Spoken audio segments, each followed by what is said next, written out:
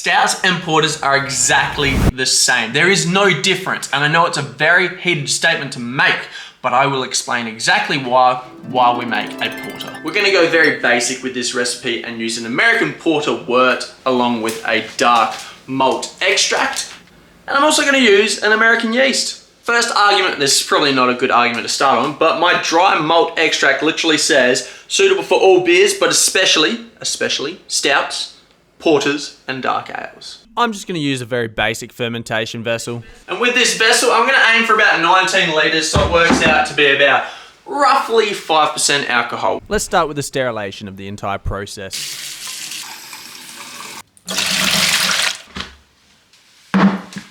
Okay, let me tell you my first reason why stouts and porters are exactly the same. Hundreds of years ago, when they started making porters, they were just called stout porters if there was extra alcohol in them. You would not have stout if you did not have porters. Stout just means strong. You used to have stout porters, which were just strong porters. You also had things like stout pale ales.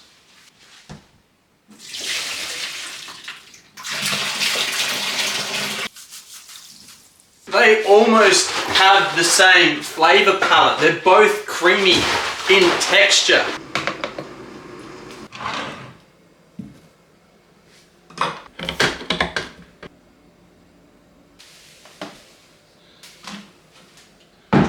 They use the same malt. You can use dark crystal malt, you can use pale malt and add in some patent dark malt as well.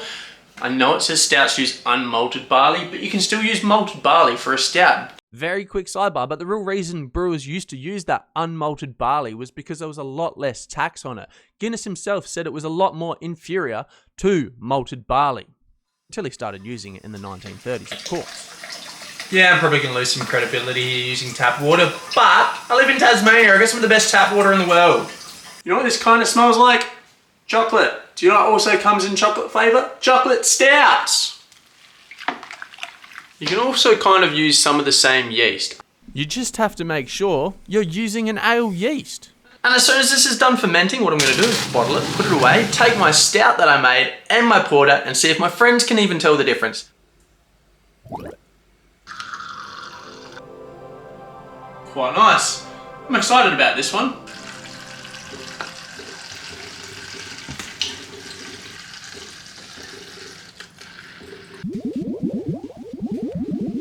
I knew that when I was making 19 litres of beer that it would be a lot, but goddamn. This is Danielle. She's my fiance, and some of her attributes are listening to me ramble about beer, having sips of every drink I put in front of her, and being engaged to me. This is Claire. Some of her attributes being brewing, bartending, taste testing, and somehow managing me. And finally, we have Beck. Her attributes, flipping me off. How are they different? Potentially malt and maturation times. I have literally no idea, but I think a stout's darker. Nothing. Carbonation, water, the hops. I don't know. I'd say I can't even describe that maple syrup taste coming through.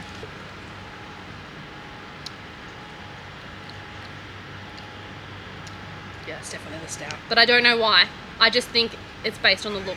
So I was already biased. That tastes heavier than this one, and this tastes carbonated. And this one is darker, and this one is lighter. But which is porter and which is stout? Porter. Stout. Porter, stout. Now, one thing I didn't take into account for when I made my porter was how light in colour it was going to be. Look at the difference.